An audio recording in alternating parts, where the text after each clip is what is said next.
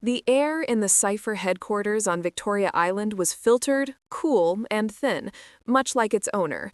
Bayo Alakija, 32, was a walking paradox, a billionaire whose company, valued in the tens of billions, dealt in the vibrant chaos of Africa's emerging markets, yet he moved through his life with the silent precision of a Swiss timepiece.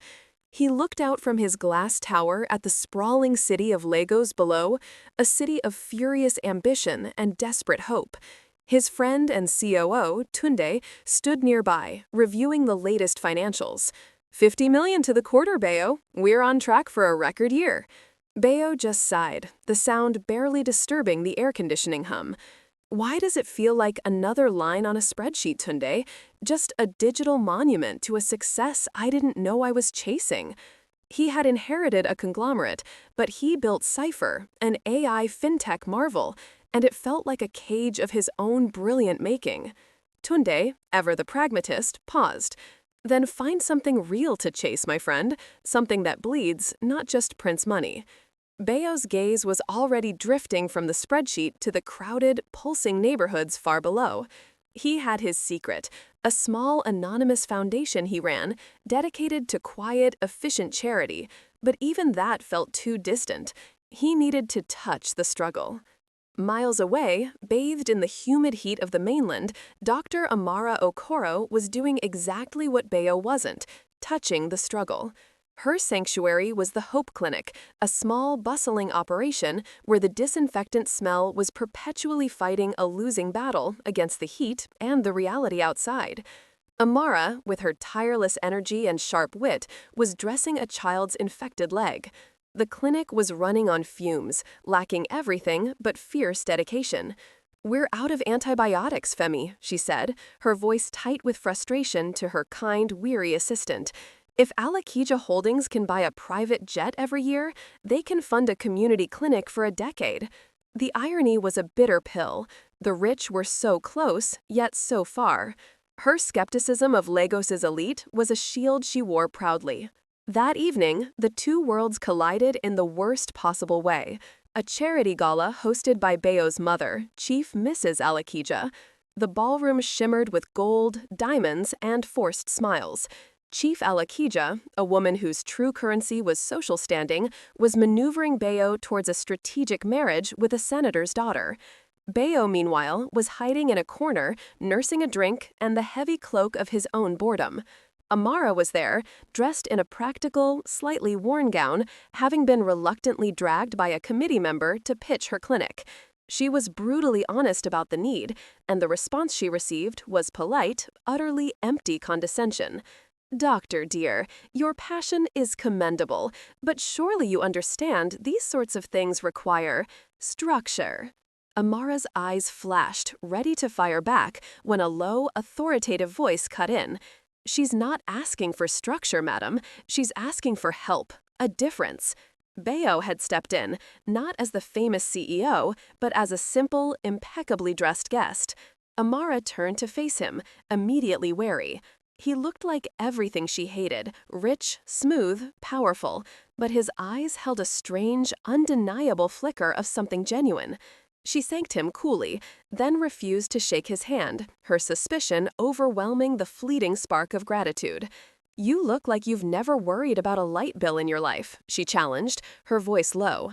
Bayo gave a slight, almost imperceptible smile, enough to know when a good fight is worth supporting. Fate, however, was not finished orchestrating their awkward dance. The next day, a minor but critical infrastructure failure occurred near the Hope Clinic, trapping workers.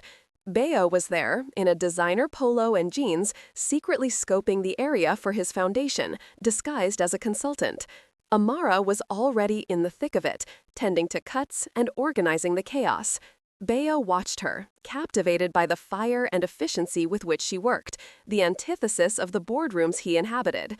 He decided to shed his identity for a moment of truth. "My name is Deji," he offered, giving her a firm handshake. "My background is in logistics. Let me help you organize these supplies." Amara, too busy and too desperate for competent help, gave a curt nod. "Fine, logistics man, just don't get in the way." For the next week, Bayo was Deji, hands-on, quiet, surprisingly efficient. He saw the true need, not just the data, and it ignited a purpose he hadn't felt in years. He secretly channeled funds and equipment to her clinic, attributing the sudden appearance of a state-of-the-art ultrasound machine to a grateful, anonymous donor. The boundary between Bayo and Deji began to blur. He took Amara out, not to the gilded cages of Ikoyi, but to a bustling local buka. Under the noisy, honest light of the city, they talked freely. "I like this," Amara admitted, picking at her amala. No pretense, no white tablecloths. Bayo felt a familiar, heavy relief wash over him. "Pretense is exhausting," he replied, looking deeply into her eyes. "I'm tired of being who everyone else expects me to be." He almost told her then, almost spoke the truth of his name, but the words caught in his throat. He feared the barrier of his wealth more than the guilt of his lie. In that moment, surrounded by the rhythm of real life, they shared a deep, authentic connection, ending the night with a first kiss that felt less like a beginning and more like an inevitable arrival. Bayo felt truly seen, and he was falling, hard. But the corporate storm always found its way back to him. Tunde's voice was urgent over the phone. "The old guard is moving, Bayo. There's a corporate breach, a hostile takeover brewing. You need to focus, the oracle, not logistics man." The pressure was mounting. Bayo found himself juggling 2 lives, 2 lovers, and 2 vastly different destinies. He knew the deceit couldn't last, yet the thought of losing Amara by revealing his gilded identity was a crippling fear. He needed one more perfect night, one more shared moment of Deji and Amara before the inevitable truth. The following afternoon, Amara was lobbying at the Alakija Holdings corporate offices for a small grant from a completely separate foundation. As she stepped out of the elevator on the 10th floor, she looked up and her world froze. Directly above the reception desk, the massive, imposing corporate logo was flanked by a life-sized, high-definition photograph of the chairman and CEO, the visionary who steered the entire empire. It was Bayo Alakija. Amara's breath hitched, her heart hammering against her ribs as she stared at the face of her Deji, the man she was beginning to trust, the man she had kissed just last night. The face of the billionaire, the oracle of Lagos, who had introduced himself with a lie. It was more than deception. It was a deliberate, cruel infiltration. He hadn't just lied about his name. He had lied about his entire existence. He was the very symbol of the inequality she fought against, the source of the wealth that refused to trickle down. She walked through the marble lobby, numb, the security guard's polite deference to her a sick joke. She saw his name everywhere. Bayo, Bayo, Bayo, a constant echoing betrayal. She didn't stay for the grant meeting. Instead, she drove straight back to the clinic, the work jacket Bayo had left there, burning a hole in the passenger seat. The next morning, Amara used the one contact she had, Tunde Oladele, Bayo's COO, whose card she had kept from the gala. She marched into the Cipher Tower, her practical dress a stark contrast to the tailored suits, her fury a palpable electric storm. She refused to be announced, demanding to see the CEO. Tunde, sensing the gravity of the situation, ushered her into a private meeting room just as Bayo was walking in from an emergency board session. "Amara, what are you doing here?" Bayo's face, etched with the stress of the corporate crisis, instantly softened, then paled with dawning horror. Amara didn't shout. She spoke with a terrifying, controlled calm. She walked to the sleek glass table and slammed the Deji work jacket down, the cheap fabric stark against the polished surface. "Did you need to study us, Bayo?" she asked, spitting out his true name. "To see how the common folk lived? Was it a research project for your next AI? You're a tourist in my life, a thief of my trust." Tears welled, not of sadness, but of pure, incandescent rage. "I told you I hated pretense, and every moment we shared, every kind word, was framed by your monumental lie."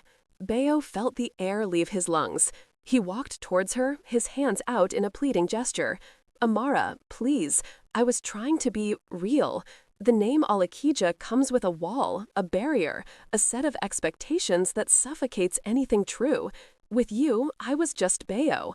I was trying to protect the reality we were building."